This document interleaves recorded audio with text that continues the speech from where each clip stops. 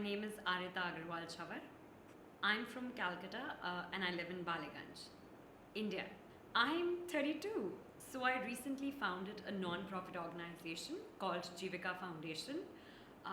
And the mission of the organization is to develop and distribute hyper affordable myoelectric prosthetic arms to the disadvantaged people, especially people at the bottom of the pyramid.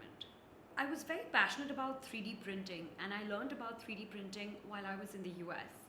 Um, and I was constantly in touch with this space, seeing where the space went, because I really believed that it would be sort of the next industrial revolution. Um, and one of the sectors where I saw that 3D printing was making great progress was the healthcare sector.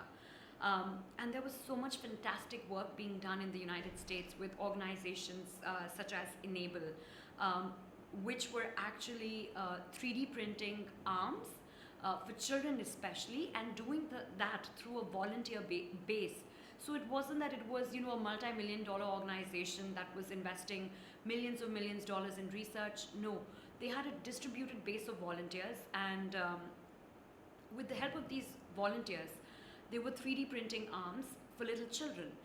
And I felt that we could do something similar in India. Why should technology not be available, to the sort of poor people in India? They should have access to the latest and greatest in technology as well. And that's where the idea of Limbot, which is a play on the word limb and robot, came into being. And we got together with a team of engineers to develop this robotic prosthetic arm, which was really low cost. And we have started working on a model to distribute these arms to really poor people in rural areas of Orissa and Jharkhand, which are two states in eastern India. So what we need for this project to be successful, obviously as with any project, is access to funding. This is a very research and development intensive effort. So that is one. Second, I think what is very important is to be successful working with our target group is earning their trust. And that is not something which is very easy. We believed that by creating a really good product, it would be very easily accepted by our target audience. But once we started working in the space, we found that there were a lot of trust barriers because, this target group of people below the poverty line, they don't really expect anyone to do anything good for them. So there's a lot of trust issues, and I think winning that trust is also something which I would say very important to the success of this project. I think my father has influenced me the most in life. I think it is his principle of hard work without thinking about the results. So there's actually a very beautiful saying in India. It's called, in Sanskrit actually, the language is Sanskrit, karmanya vadikaraste ma phaleshu kadachanan, which means one must work hard without expecting any results.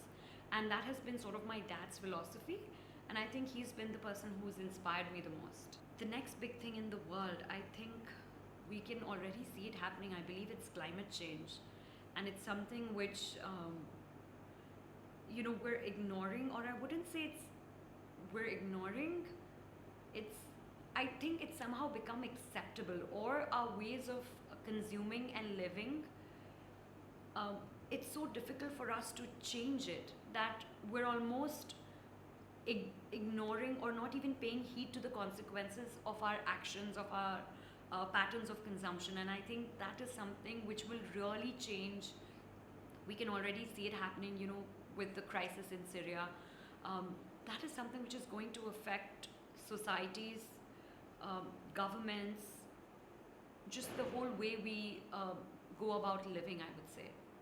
I think the best thing that we can do as a generation is become more tolerant and accepting, because a lot of problems in the world today have to do with the fact that we're very closed and inward looking, and it is not easy for us to accept something, uh, which is that which is different from us, or that which is different from the way we think.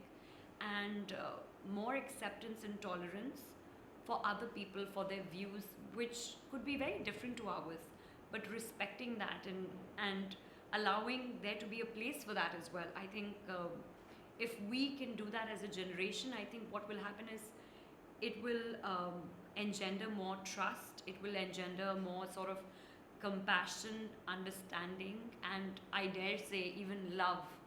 And if I think that would be the greatest gift that our generation could sort of leave behind.